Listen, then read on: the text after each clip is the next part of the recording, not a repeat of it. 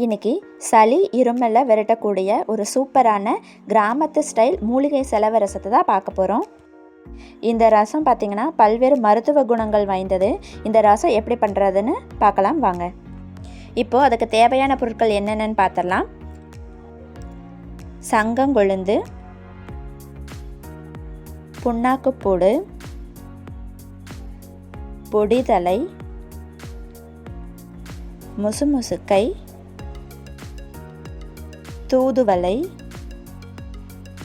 முருங்கை கொழுந்து, கொழுஞ்சி கொழுந்து, பிரண்டை கொழுந்து, சின்ன வெங்காயம், ஜீரகம், மிளகு, கொத்தமல்லி விதைகள், கொள்ளு, பூண்டு, வரமிளகாய், ஒரு பெரிய நெல்லிக்காய் சைஸில் புளி, கருவேப்பிள்ளை, உப்பு. இப்போது இந்த பொருட்களையெல்லாம் ஒன்றா மிக்சியில் போட்டு ஒரு ஃபைன் பேஸ்ட்டாக நம்ம அரைச்சிட்டு வந்துடலாம்.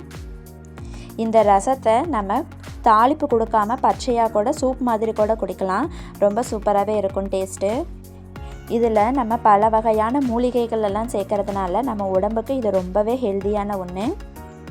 இந்த ரசம் ஜீரணத்துக்கு ரொம்ப நல்லது. மோஷன் ப்ராப்ளம் ஏதாவது இருந்தால் கூட சரியாயிடும். ஸோ எல்லோரும் இந்த ரசத்தை கண்டிப்பாக ட்ரை பண்ணி பாருங்கள். இதில் பார்த்தீங்கன்னா புண்ணாக்குப்பூடெல்லாம் ஆட் பண்ணியிருக்கோம். புண்ணாக்குப்பூடு நம்ம வயிற்றில் இருக்கிற புண்ணெல்லாம் சரி பண்ணுன்னு சொல்லுவாங்க. நம்ம இதில் சேர்த்துருக்க தூதுவளையுமே நம்ம நெஞ்சு சளியை சரி பண்ணக்கூடியது. இந்த மாதிரி நம்ம சேர்த்துருக்க எல்லா மூலிகைகளிலுமே ஒவ்வொரு மருத்துவ குணங்கள்லேருந்து இருக்குது. இப்போது நம்ம எடுத்துருக்க இந்த இலைகளிலெல்லாம் ஒரு ஃபைன் பேஸ்ட்டாக அரைச்சிக்கலாம். ஒரு பெரிய நெல்லிக்காய் சைஸ் அளவுக்கு புளி எடுத்து அதை கரைச்சி வச்சுக்கலாம்.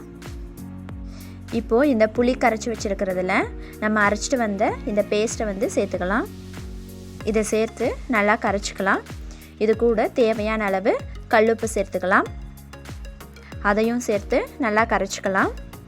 இந்த மிக்சிங்கை நம்ம சூப்பு மாதிரி குடிக்கலாம். ரொம்ப நல்லாயிருக்கும். இப்போ இந்த மிக்சிங்க்கு நம்ம ஒரு தாளிப்பு கொடுத்துக்கலாம். ஸ்டவ் ஆன் பண்ணிவிட்டு ஒரு கடாய் எடுத்து வச்சுக்கலாம். இப்போது கடலெண்ணெய் ஊற்றிக்கலாம். எண்ணெய் காஞ்சதும் கடுகு சேர்த்துக்கலாம். இப்போ கடுகு பொரிஞ்சிருச்சு. இது கூட ஒரு வரமிளகாய், கறிவேப்பிலை எல்லாம் சேர்த்து வதக்கிக்கலாம். இப்போது இது கூட நம்ம கரைச்சி வச்சுருக்க மூலிகை சாறை ஆட் பண்ணிக்கலாம். இதை அப்படியே விட்டுருங்க. நல்லா நுர பொங்கி வரட்டும். இந்த ரசத்தை குழந்தைங்கள்லேருந்து பெரியவங்க வரைக்கும் எல்லாருமே ட்ரை பண்ணலாம். கண்டிப்பாக எல்லோரும் இந்த ரசத்தை வச்சு பார்த்துட்டு எப்படி இருந்துச்சுன்னு கமெண்ட் பாக்ஸில் கமெண்ட் பண்ணுங்கள். இப்போ இந்த ரசம் நுர பொங்கி வந்துருச்சு. ஒரு கொதி விட்டுட்டு நம்ம இந்த ரசத்தை ஸ்டவ் ஆஃப் பண்ணிடலாம்.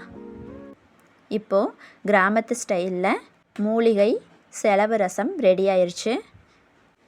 சளி இருமலை விரட்டக்கூடிய ஒரு அற்புதமான ரசம் இது. கண்டிப்பாக ட்ரை பண்ணி பாருங்கள்.